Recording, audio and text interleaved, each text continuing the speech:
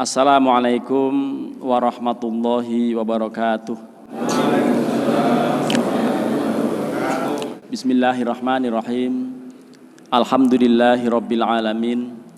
Allahumma salli wa sallim wa barik ala sayyidina Muhammadin wa ala alihi wa sahbihi ajma'in, amma ba'du. Qala Allahu ta'ala fi kitabihil karim wa huwa astaqul qailin, a'udzu billahi minasy syaithanir rajim. Ya ayyuhalladzina amanu dkhulu fis-silmi kaffatan wa la tattabi'u khutuwatisy syaitani innahu lakum aduwwum mubin. Wa qala fi ayatin ukhra ya ayyuhalladzina amanu taqullaha haqqa tuqatih wa la tamutunna illa wa antum muslimun. Wa qala Rasulullah sallallahu alaihi wasallam buniyal islamu ala khamsin syahadati alla ilaha illallah wa anna muhammadar rasulullah wa iqamis shalah wa itaiz zakah wa shaumi ramadhana wa hajjil baiti man istata'a ilaihi sabila. Shadaqallahul azim wa shadaqa rasuluhun nabiyul habibul karim wa nahnu ala dzalika minasyahidin wasyakirin walhamdulillahi rabbil alamin. Para jamaah, Bapak dan Ibu, jamaah sholat subuh Masjid Nurul Hasanah, Komplek Reni Jaya, Pamulang, Tangerang Selatan, Provinsi Banten. Alhamdulillah, ini Ahad tanggal 23 ya.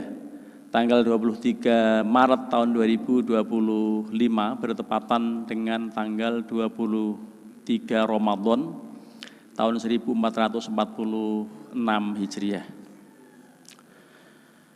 Di dalam berislam kita dianjurkan betul untuk totalitas, kafah. Dan Islam kafah ini meliputi 3 aspek pokok yang diinformasikan melalui hadis malaikat Jibril, bahwa pada suatu saat yang cerita lengkap ini Umar bin Khattab. Umar bin Khattab pernah mengatakan, bainama nahnu julusin inda Rasulillahi sallallahu alaihi wasallam idh tala'a alaina rajulun sadidu bayadith thiyab sadidu sawadis sya'ri walam yura minhu atharus safar ila akhirih. Jadi hadis ini memberitahu bahwa Umar ibnul Khattab, beliau salah seorang sahabat yang agak jarang meriwayatkan hadis, tetapi sekali meriwayatkan hadisnya sangat penting. Kata beliau, ketika kami sedang duduk bersama Rasulullah SAW dan para sahabat yang lain, tiba-tiba datang seseorang.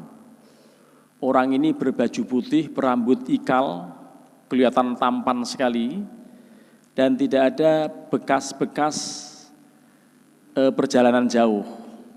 Tapi kami juga nggak kenal. Kalau orang dekat pasti kita kenal, tapi kalau orang jauh kok nggak ada tanda-tanda dari perjalanan jauh. Tidak ada tanda-tanda letih. Yang lebih mengagetkan lagi, orang ini duduk persis di depan Nabi, hampir-hampir nyentuh dengkul orang ini dengan dengkul Nabi. Bahkan wawadoa kaffaihi ala fakhidaihi. Orang ini meletakkan kedua telapak tangannya di atas kedua paha Nabi. Dan kaget luar biasa para sahabat karena orang ini mengatakan, memanggil beliau ya Muhammad. Bukan ya Rasulullah atau ya Nabi Allah, tetapi wahai Muhammad, tolong beritahu saya iman itu apa. Lalu beliau mengatakan, al-imanu an tu'mina billahi wa malaikatihi wa kutubihi wa rusulihi wal yaumil akhir wa bil qadari khairihi wa syarrihi minallah. Ya, alhamdulillah sudah nyala kembali. Iman itu adalah Anda percaya dan meyakini betul tidak ada Tuhan selain Allah, dan juga malaikat, adanya kitab-kitab, adanya rasul-rasul, adanya hari akhir, dan adanya qadha qadar. Lalu dijawab oleh orang ini, sodakta, benar wahai Nabi.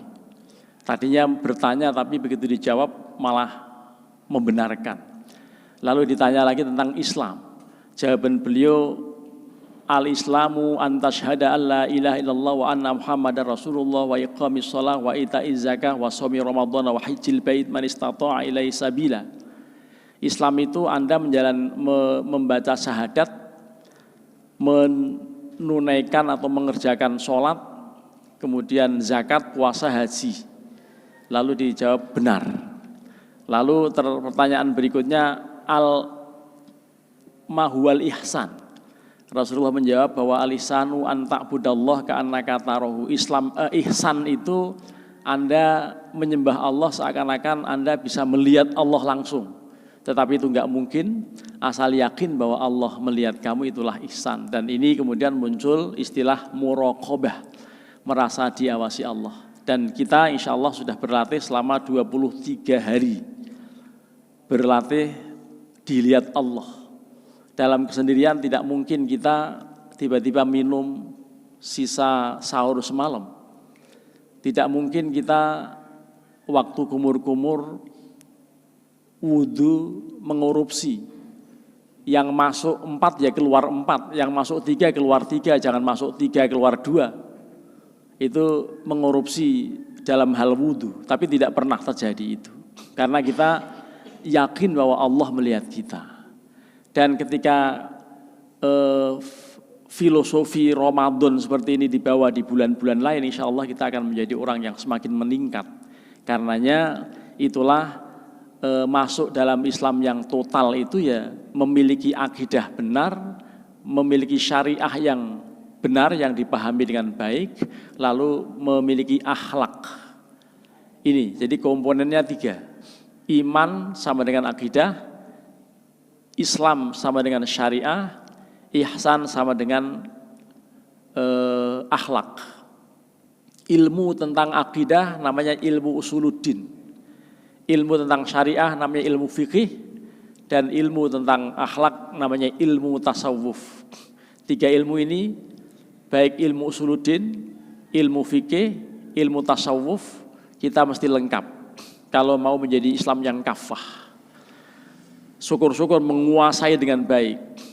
Kalau menjadi mubaligh, menjadi ustadz, apalagi kiai, 3 disiplin ilmu ini harus dikuasai dengan baik. Usuluddinnya mapan, ilmu tauhidnya mantap, Allah selalu hadir dalam dirinya, tidak pernah ragu adanya Allah dan hari akhir, serta rangkaian kehidupan akhirat yang lainnya. Lalu ilmu syariahnya juga mengerti mengenai fikih. Ada 6 fikih. Apakah fikih ibadah, fikih muamalah, fikih munakahat, fikih jinayat, fikih siasat, fikih mawaris. Bahkan belakangan ada fikih bi'ah, fikih lingkungan. Karena Indonesia ini termasuk produk sampahnya luar biasa.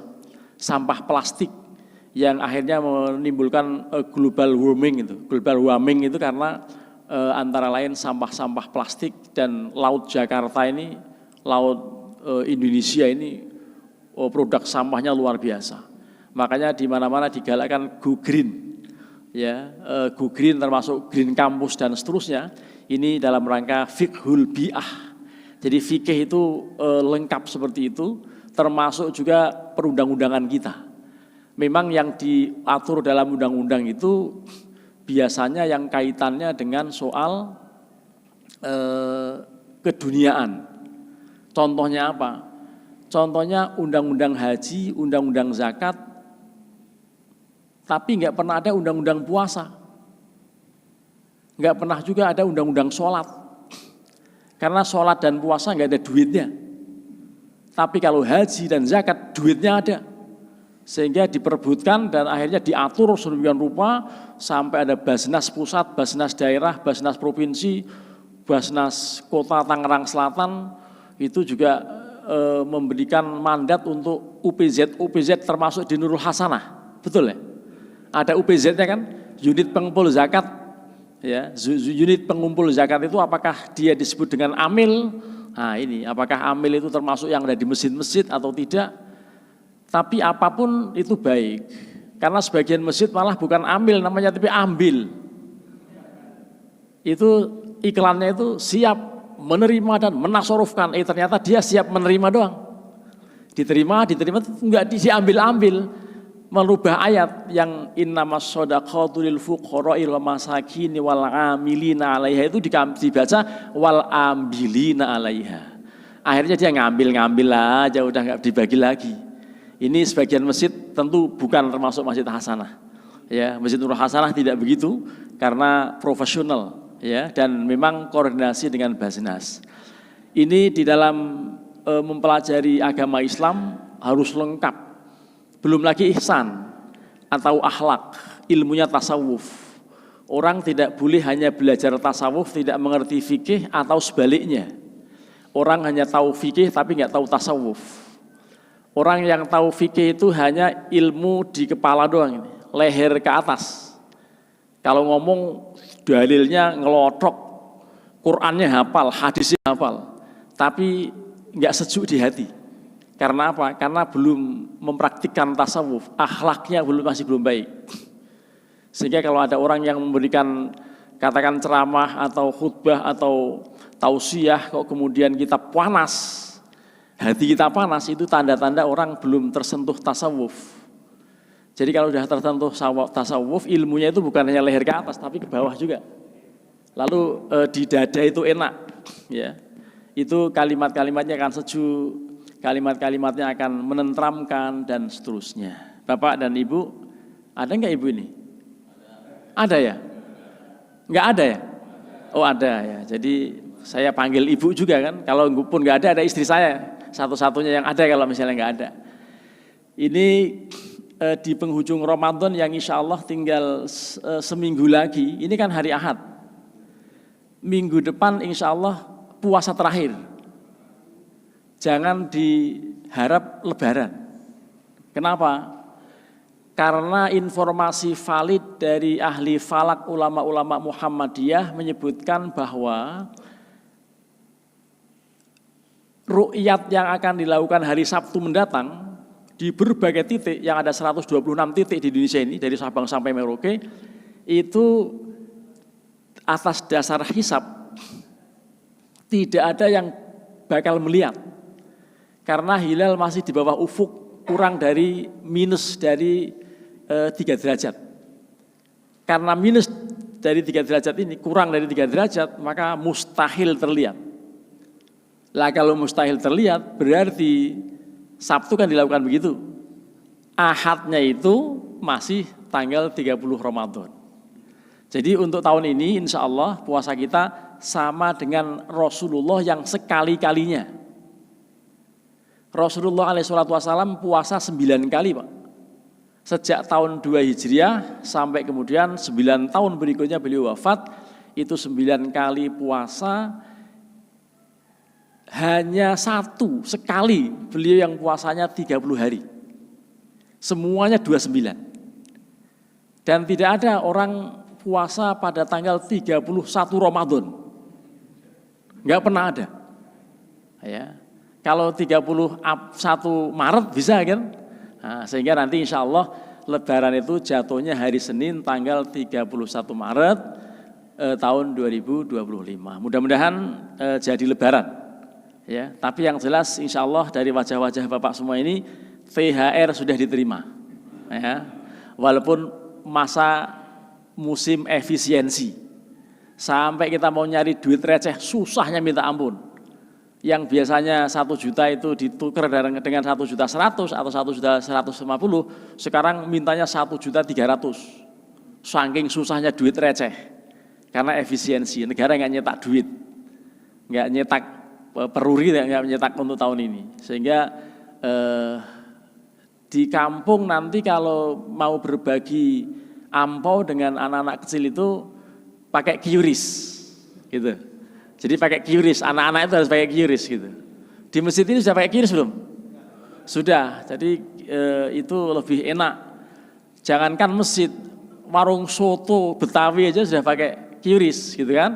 Jadi sekarang memang begitu modelnya, dan nanti duit cash itu menjadi tidak penting-penting amat, yang penting ada aplikasi di HP gitu. Lah, tapi aplikasi kalau suatu saat mati lampu seperti ini, ya menjadi repot ya, atau sistemnya mati gitu repot. Tapi ini insya Allah kok luar biasa, ini masjid ini mati, mic-nya masih hidup dan ini masih terang karena ada antisipasinya di sebelah kan.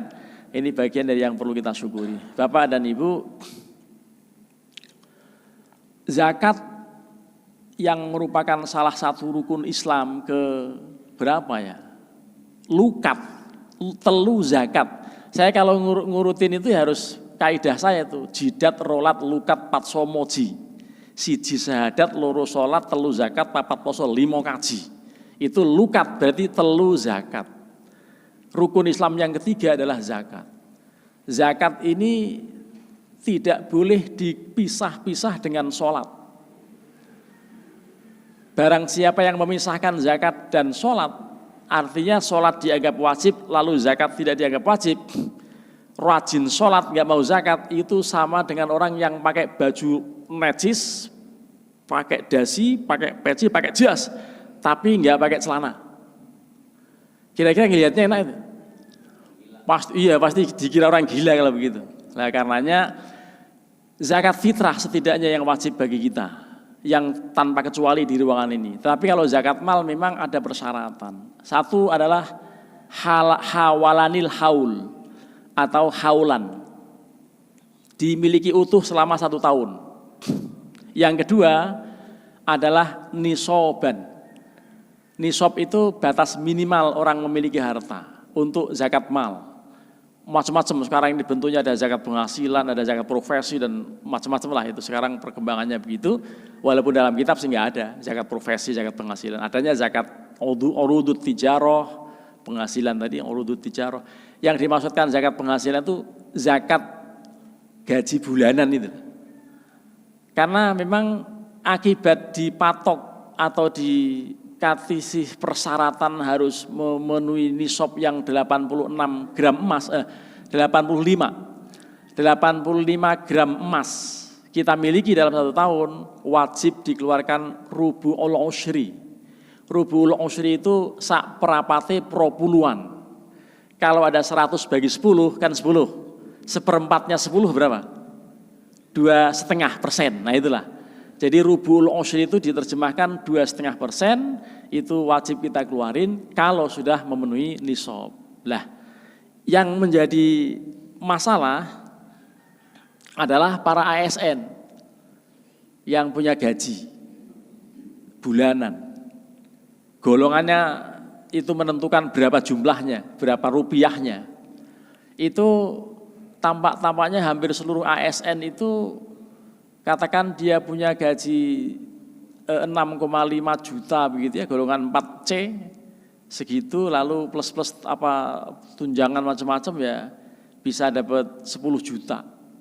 Lah kalau 10 juta maka itu memang enak tuh nerima 10 jutanya itu, tapi kadang-kadang sudah diutangin. Utangnya enggak ketulungan, dipotongnya 9 juta, tinggal sisa 1 juta doang. Gara-gara utangnya itu mulai dari sejak PNS, CPNS itu, sampai entah mau pensiun, enggak pernah di rumah SK-nya. Selalu digadekan. Sekolah terus. Wah, akhirnya boro-boro mau punya duit 146 juta per tahun. Tiap bulannya pun minus gitu. Bahkan ada yang termasuk golongan gaji 15 koma ya. Setelah tanggal 15 koma nggak bisa ngapa-ngapain. Kan udah habis duitnya. Lah, yang begitu itu apakah kemudian nggak wajib membayar zakat? Kalau nggak wajib, kapan dia mau bayar zakat itu? Sementara PNS juga ada yang punya mobil berganti-ganti, bahkan rumahnya juga agak mewah gitu. Karena sabetannya ini yang lebih gede dari pemain jadilan. Kalau jadilan kan punya pecut, sabetan gede banget lah. Dia kadang-kadang masih gede lagi, apalagi yang dipajak gitu. Dan di tempat-tempat basah gitulah. Apakah kemudian yang begini tega nggak mau zakat? Lah karenanya kemudian dulu pernah Pak Lukman Saifuddin pernah punya ide untuk seluruh ASN di Kementerian Agama dipotong 2,5%, tapi juga nggak laku, juga tidak direspon. Karena apa? Apalagi pegawai yang golongan 2, 3 itu ya empot-empotan itu. Udah langsung spot jantung mau dipotong 2,5% itu. Akibatnya enggak disepakati. Termasuk rektor UIN Syarif Hidayatullah Jakarta waktu Profesor Dr. Amane Lubis. Saya menjadi bagian dari kepengurusan waktu itu. Mau dipotong seluruh dosen dan pendik tenaga pendidikan di UIN 2,5%, tapi juga banyak yang protes. Akhirnya banyak yang tidak mengelis karena apa? Merasa berat. Nah inilah. Jadi ini kemudian MUI mengeluarkan satu pendapat tepatnya pada tahun 2018 ketika melakukan Istimewa Ulama Komisi Fatwa seluruh Indonesia yang diselenggarakan di Banjarbaru, Kalimantan Selatan, itu memutuskan mengenai bukan fatwa tapi hasil keputusan Istimewa Ulama itu tentang boleh membayar zakat sekalipun belum memenuhi syarat. Kenapa belum memenuhi syarat? Ya karena tadi tidak pernah ngumpul 176 ya. Sekarang ini kan 146 juta kalau dihitung. Sekarang ini 1 gram emas itu 1.700.000. 1.700.000 kali 85 sekitar 146 juta rupiah. Setahun nggak pernah ngumpul.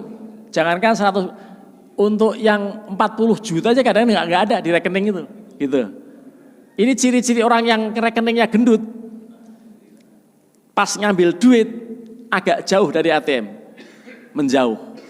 Tapi kalau orang kok ngambil duit deket-deket ATM, itu malu, saldonya cuma 27.000.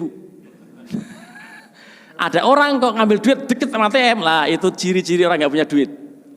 Tapi kalau jauh, wah, pede liatin, 200 juta, ya itu beda itu. Nah, jadi itu ciri orang yang kaya dan yang miskin begitu. Ketika ngambil duit di ATM, berani jauh apa enggak? Kalau dek, enggak duitnya duit ya. Ya. Saldo tinggal 48 ribu, mau ngambil 50 ribu, enggak bisa. Ada tawaran lagi, maukah Anda zakat 1.000 rupiah? Itu mau saja tuh, mau itu. Kenapa? Ya enggak bisa diambil, daripada yang bisa diambil, udah diambil 1.000 dah. Akhirnya 47, tinggal 47 ribu. Itu insya Allah akan menjadi 470 Pak. Bahkan bisa 4.700.000 itu. Ya, kalau ikhlas. Tapi kadang-kadang juga nggak nyampe juga itu kan. Sampai ketemu tanggal 1 lagi, potongan lagi, habis lagi ya. Emang dasar miskin.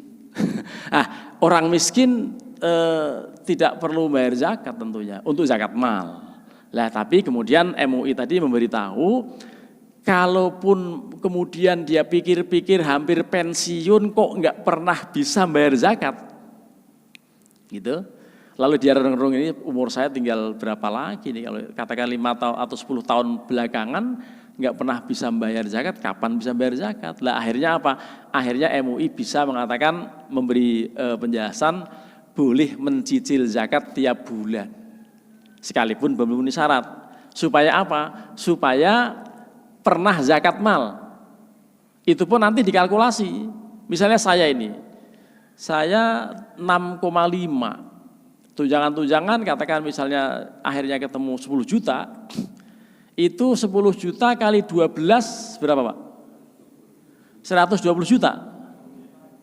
120. Belum dapat nisab. Masih miskin tuh. Jadi kalau hanya 10 juta penghasilannya belum kena nisab. Kalau begitu akhirnya nggak pernah bisa bayar zakat. Nah sudahlah 2,5% keluarin aja tiap bulan gitu.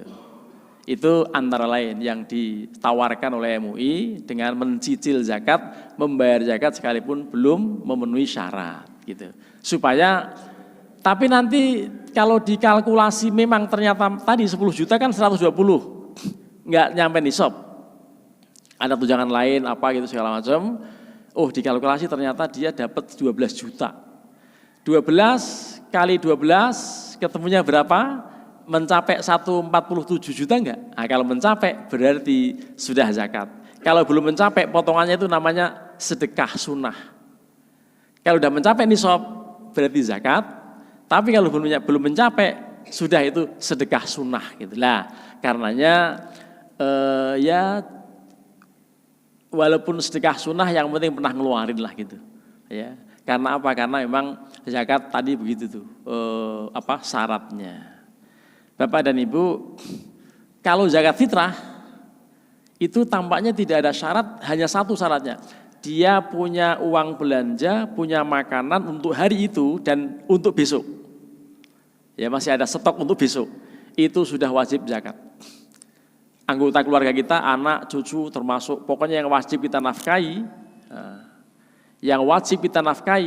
wajib kita zakati. Gitu. Yang kita nafkahi siapa? Istri, anak-anak, termasuk cucu, gitu wajib dizakati. Lah, kalau terkait dengan sedekah sunnah di luar zakat, maka sebaiknya diberikan kepada karib kerabat.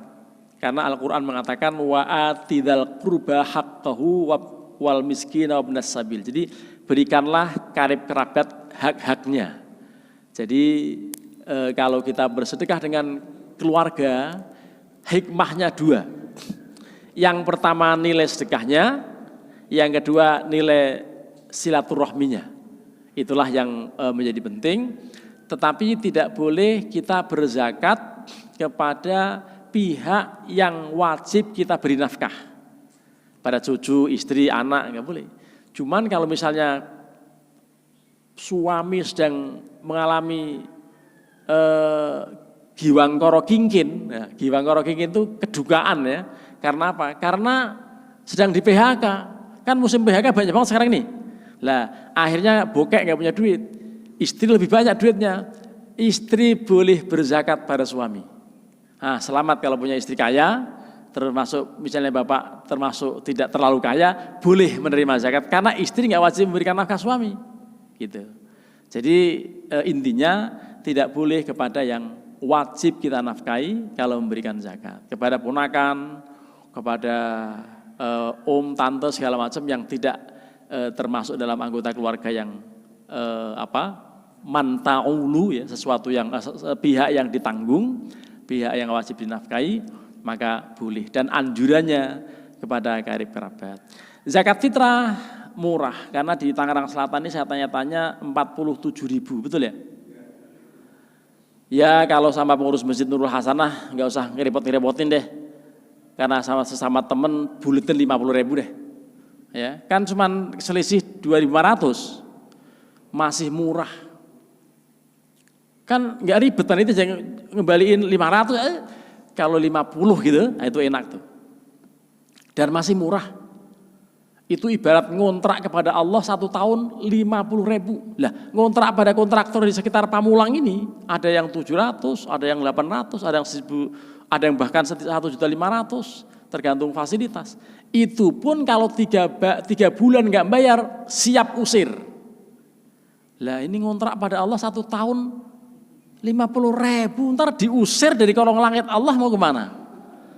Ya, nah gitu. Jadi kita sempatkan. Yang paling bagus memang beras, tapi beras juga bikin sakit pinggang panitia ya. Ngangkat-ngangkatnya berat, akhirnya orang cenderung pakai duit. Padahal kalau kita pakai duit itu madhab Syafi'i mengatakan tidak bisa, harus pakai beras gitu. Yang membolehkan pakai duit madhab Imam Ahmad bin Hambal.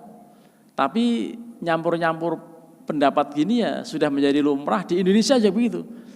Itu waktu kita makan di warung-warung, pakai warteg, warsun, termasuk warung Padang, itu cocoknya memang madhab Hanafi. Karena apa? Sudah kenyang baru bayar. Yang betul itu yang cepat saji itu. Belum dimakan sudah bayar. Nah itu madhab Syafi'i begitu. Kalau madhab Syafi'i ansih, bayar dulu baru makan. Tapi kalau di warteg sudah diberikan 1 piring, Pak, Mas berapa Mbak? Makan aja dulu gitu akhirnya kan. Kita membayar biar cocok dengan madhab Syafi'i. Mbak berapa? Udah makan aja dulu gitu. Akhirnya udah makan, ngopi, ngobrol, lupa jalan aja. Nah, itu. Lupa atau ngelupa itu. Zaman SMA, zaman SMP gabru. Makan bakwan 3 makan bakwan 13 ngomongnya 3. Wah emang perutnya buncit. Ya, lah ini jadi kalau masalah madhab yang kemudian sekarang ini sudah menjadi semacam lumrah, ya sudahlah. Ini saya kok punya husnudzon, panitia zakat di Nurul Hasanah juga tampaknya sama dengan panitia di masjid lain yang lebih senang menerima duit. Kan jadi lipat. Kalau beras kan gotong-gotong berat harus pakai tenaga dan kadang-kadang sakit pinggang. Panitia udah sepuh-sepuh kan. Nah ini jadi persoalan. Bapak dan Ibu, di ujung bulan Ramadan kita sangat dianjurkan untuk menghidupkan malam ini. Insya Allah tadi malam kita semalam ya kita juga menjalankan iktikaf ya. Masih ada 4 atau 3 malam lagi yang ganjil-ganjil, malam 25, malam 27, malam 29.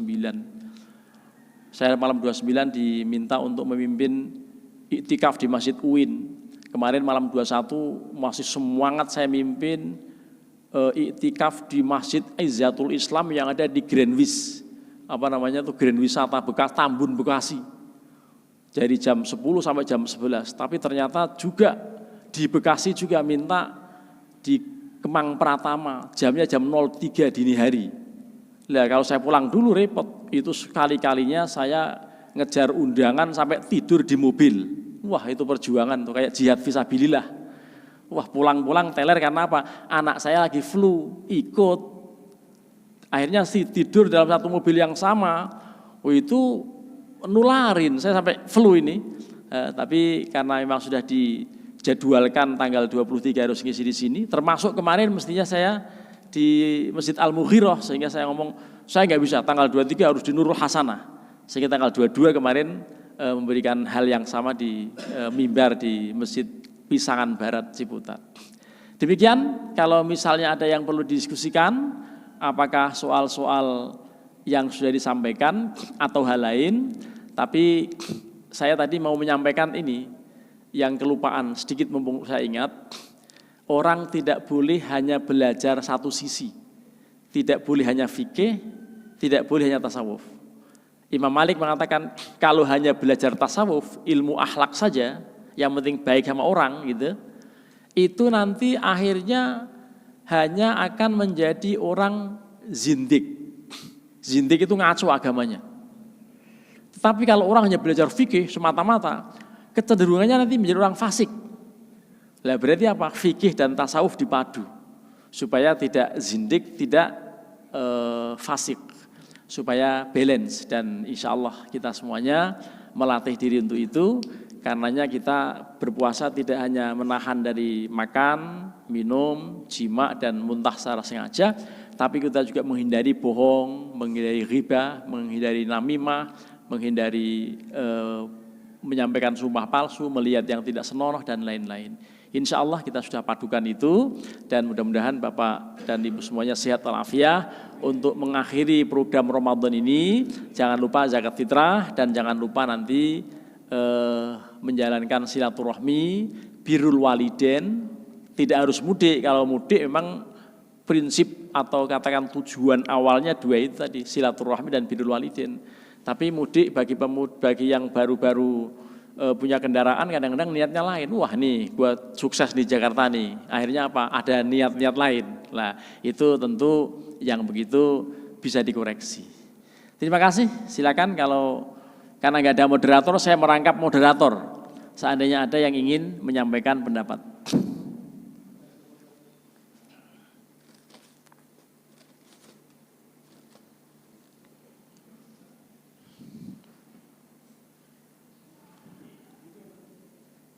Apa ada? Ada ya? Saya harus maju dikit. Assalamualaikum warahmatullahi wabarakatuh. Waalaikumsalam warahmatullahi wabarakatuh.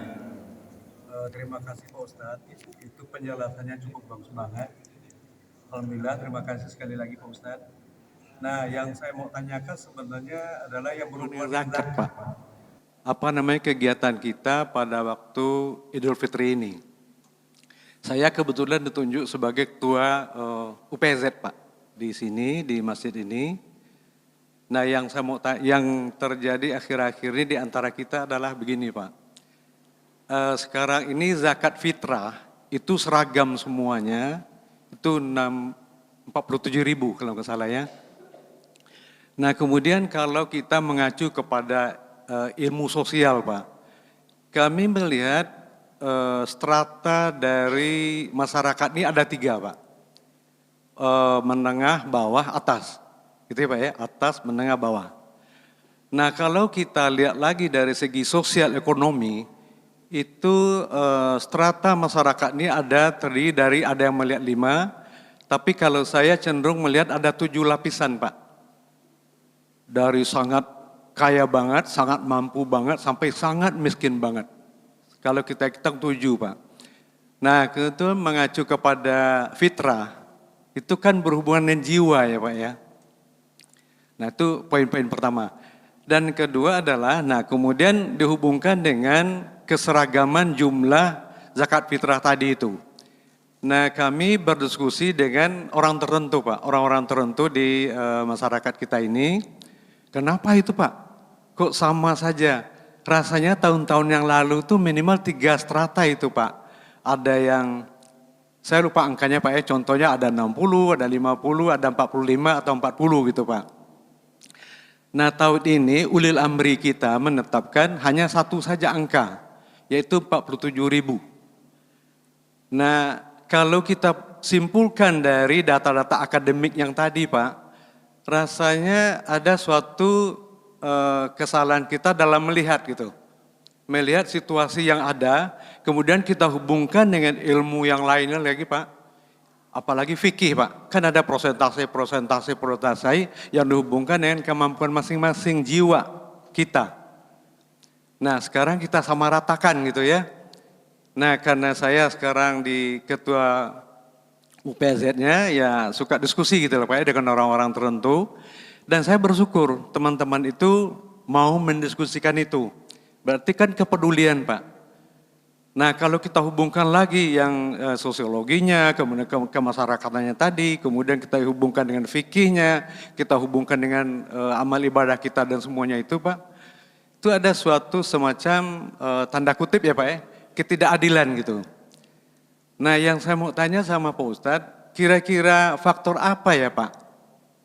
Ulil amri kita ini, ya tentu dia dapat saran-saran dari bawah ya Pak ya, terutama dari ahli-ahli agama. Faktor-faktor apa ya Pak ya, jadi pertimbangan sehingga hanya 1 angka saja. Jadi sekali lagi Pak, jadi teman-teman tuh selalu membandingkan yang lama-lama Pak. Dan saya memang sangat setuju dengan apa yang telah kita lakukan sebelum-sebelum ini Pak. Ada strata, minimal ada 3, atas, bawah, menengah gitu loh Pak. Jadi di dalam membuat keputusan untuk tahun ini mungkin ada pertimbangan-pertimbangan tertentu barangkali Pak. Jadi saya kira gitu Pak Ustadz, terima kasih banyak. Assalamualaikum warahmatullahi wabarakatuh. Waalaikumsalam warahmatullahi wabarakatuh. Saya langsung tanggapi atau nanti sambil menunggu kalau ada yang lain. Memang yang baik yang sudah berjalan selama ini ya. Dan ada prinsip al-muhafadhah alal qadimis sholih wal akhdhu bil jadidil aslah. Yang lama baik yang lama itu pertahankan. Kalau ada yang baru lebih baik, ambil. Upayanya mestinya begitu. Saya kok curiga ulil amri dalam hal ini kan Basnas. Jangan-jangan Basnasnya tidak ada orang yang alim fikih di sana. Akibatnya apa? Akibatnya begitulah. Jadi orang untuk menjadi anggota Basnas juga sakusuk begitu. Begitu di dalamnya sudah senang, ilmunya enggak didalami. Akibatnya apa? Akibatnya menyamaratakan itu. Saya juga bertanda tanya sebetulnya. Kok 47 semuanya padahal beras juga beda-beda. Orang makan beras juga enggak sama kan? Ada yang 1 liternya berapa ibu-ibu? Paling rendah berapa Bu?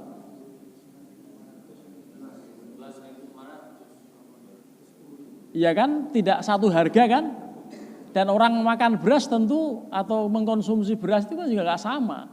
Mestinya sama dengan yang disampaikan Ustadz.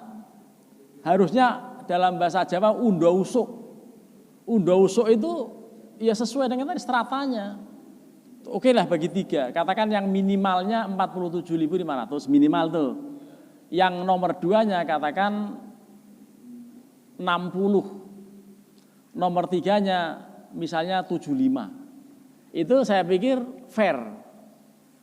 Nah, sekarang ini kaya ya segitu, miskin ya segitu. Makanya ada muncul kalimat ketidakadilan. Ya ini perlu diberikan masukan. Saya pernah memberi masukan, ada perbaikan.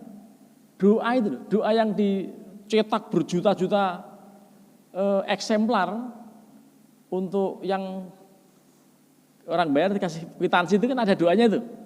Itu ditulisnya itu dulu kurang tepat. Ya. A-nya harus panjang. Ajarakallahu fima a'taita wa barakallahu fima abqaita. Itu yang dulu itunya ajaroka gitu, bukan panjangnya ajaroka. Ajaro yu ajiru muajarotan itu mudah-mudahan Allah memberikan pahala atas yang telah engkau berikan dan Allah akan memberikan keberkahan atas harta semua yang masih tersisa di rumah. Itu doanya begitu. Itulah yang dalam Al-Quran washolli alaihim inna sholataka sakanul lahum. Doakan orang yang membayar zakat karena doa Anda itu membuat mereka tentram, senang ketika didoakan. Ada juga panitia yang doanya aneh. Kalau zakat mal yang amplopnya gede, panjang doanya. Gitu. Sampai robbana atina macam-macam didoain. Tapi amplopnya kecil ya, begitu doang. Lah ini diskriminatif doa itu ya. Jadi mudah-mudahan di sini nggak ada itu. Ya, pembedaan doa mengenai tebel amplop atau tebel tipisnya amplop gitu ya. Lah ini bagian dari yang memang perlu kita cermati. Saya juga tanda tanya kok kenapa diseragamkan semuanya 47.500 padahal harga beras sudah sama. Saya tidak tahu asbabul wurudnya dari Basnas itu seperti apa. Ya, saya malah curiga jangan-jangan nggak ada yang alim fikih di sana. Ya, karena orang yang pada sepakat untuk ada di situ itu luar biasa itu menjadi anggota Basnas itu karena menyodoknya luar biasa dan karena ada duit ya lah memang kalau ada duitnya begitulah. Nah jadi wallahu alam bisawab mengenai apa pertimbangannya gitu ya. Saya juga nggak paham persis, tapi kita panitia di masjid-masjid bikin kebijakan saja. Katakan yang itu minimal 47.000 ya minimal, yang nomor 2-nya 60, nomor 3-nya 75 misalnya begitu. Atau bikin kebijakan yang gampang tidak merepotkan ngembaliin, gitu kan? Kalau 60 nggak repot, karena duit 100 kembali 40.000 bisa, ya. 75 juga masih nggak repot untuk pengembaliannya gitu ya. Dan orang-orang kaya tertentu, wah ini apa bahasa Inggrisnya? Mother yes, itu ya, sedikit apa gitu ya. 100.000 satu orang masih oke itu kalau orang kaya. Nah, cuman berdua pensiunan, anak-anak udah dizakat sendiri-sendiri. Berdua 1 tahun kontrak pada Allah 200.000 itu bagus banget, nggak usah kembali. Nah ini jadi sampai sebegitunya. Jadi praktek zakat itu 47.500 batas minimal. Ke atasnya terserah aja itu. Jadi akan lebih baik seperti itu. Jadi nanti Ustaz bikin kebijakan begitu supaya adil gitu ya. Silakan Pak.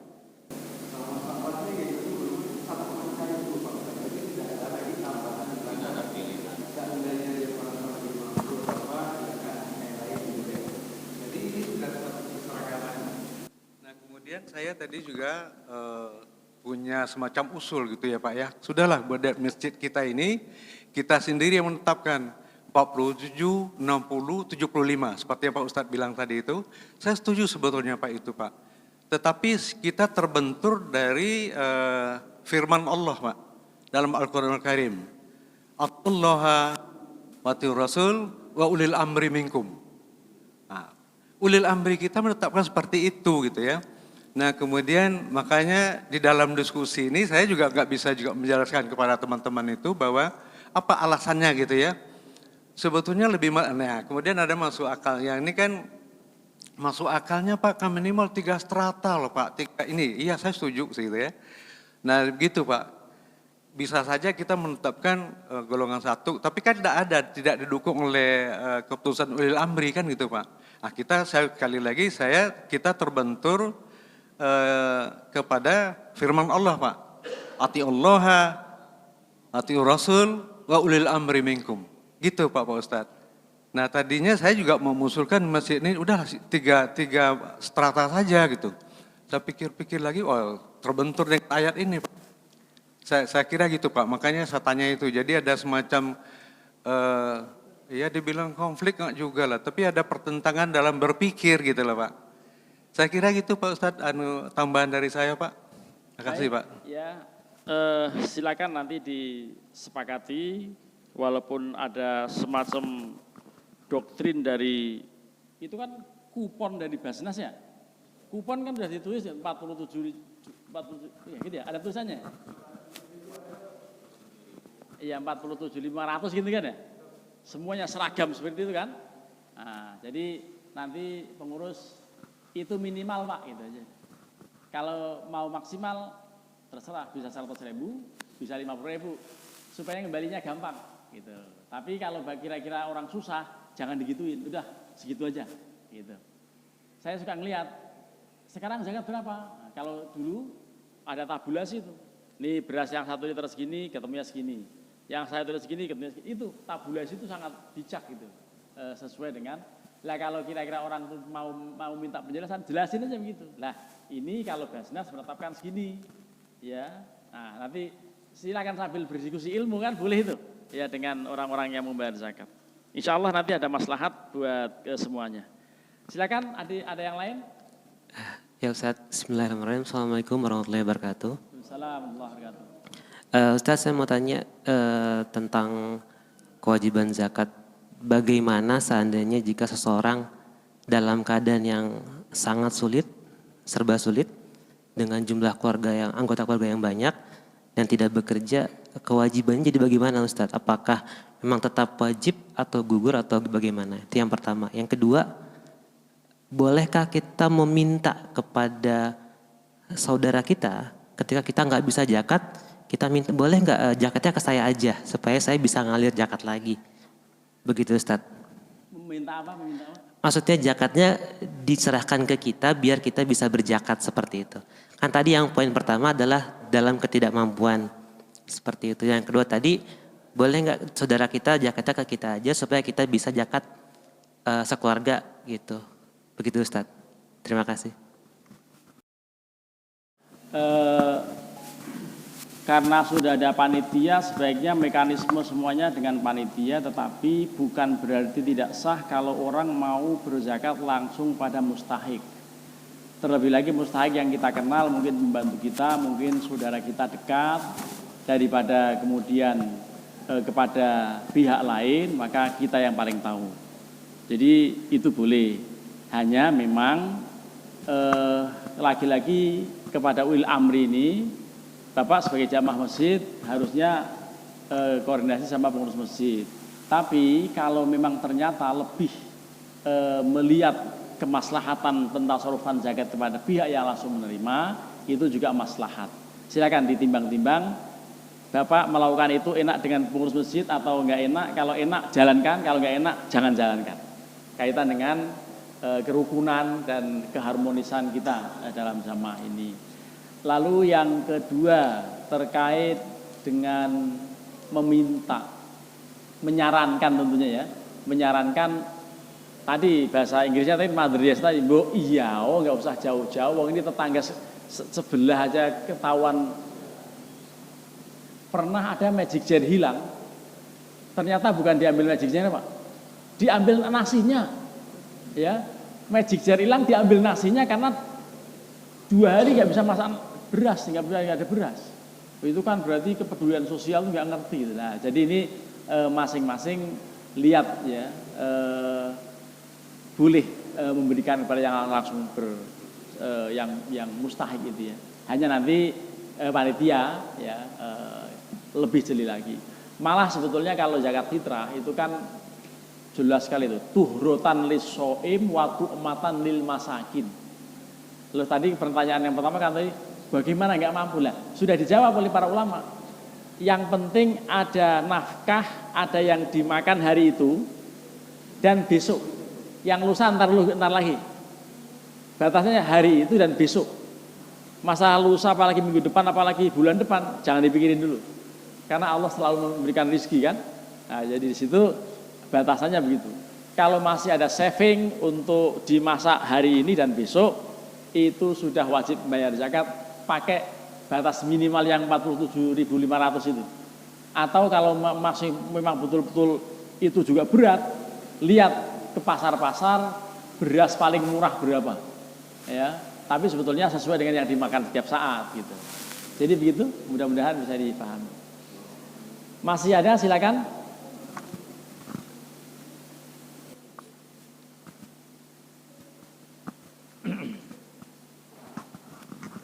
Ini mohon maaf, kaca masjid ganti ya? Iya, udah lama. Lantas saya tadi kok masih gelap gitu ya? Ternyata ada ganti hitam ya. Ya. Silakan. Bismillahirrahmanirrahim. Assalamualaikum warahmatullahi wabarakatuh. Waalaikumsalam warahmatullahi wabarakatuh. Yang saya tanyakan Ustadz terkait dengan zakat.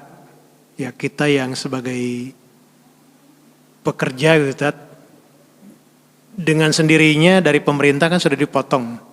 Ada potong pajak. Itu yang bulanan. Termasuk ketika THR pun bahkan pajaknya 10% lebih. Nah, kemudian apakah tentu tadi ukurannya ya nisabnya tadi kan ya minimal setahun 146 juta. Nah, dengan kita gaji yang di bawah itu tadi, bagaimana apakah kita juga diwajibkan untuk membayar zakat penghasilannya itu tadi setiap bulannya Tat? Itu saja barangkali Tat. Assalamualaikum warahmatullahi wabarakatuh. Waalaikumsalam. Jadi memang belum ada konversi ya di kita ini, baru wacana-wacana saja mengenai konversi antara pajak dengan zakat.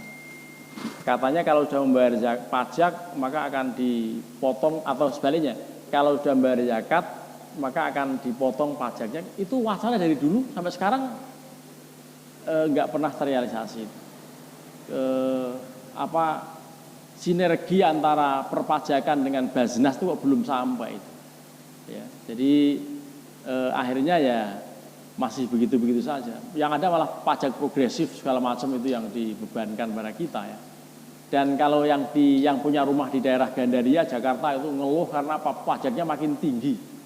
Ya, pajaknya makin tinggi kan, kadang-kadang ada yang udah pensiunan udah susah bayar pajaknya mahal, pajak bumi dan bangunan di sana. Nah, ini belum ada konversi yang kemudian diperhitungkan mengenai sudah bayar zakat sekian maka perlu dipotong, itu kayaknya belum terrealisasi, itu baru wacana-wacana aja dari dulu gitu.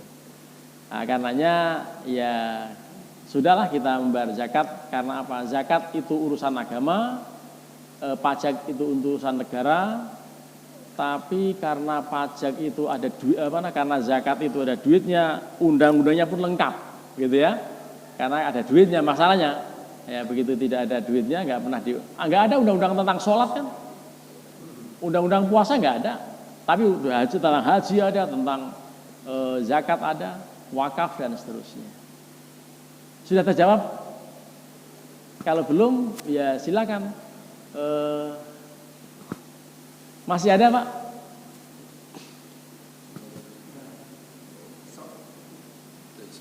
Oh udah suruk ya. Iya, ini kalau ngelihat luar kayaknya masih gelap gitu ya. Ternyata karena kacanya yang gelap. Mari kita akhiri pengajian kita ini. Dan mudah-mudahan Bapak Ibu semuanya sehat walafiat, bisa menjalankan berbagai kebaikan di bulan yang mulia ini. Dan kita mudah-mudahan selalu diterima semua amal ibadah kita di bulan suci Ramadan. Terima kasih. Wallahul muwaffiq ila aqwamit thoriq. Wassalamualaikum warahmatullahi wabarakatuh. Tolong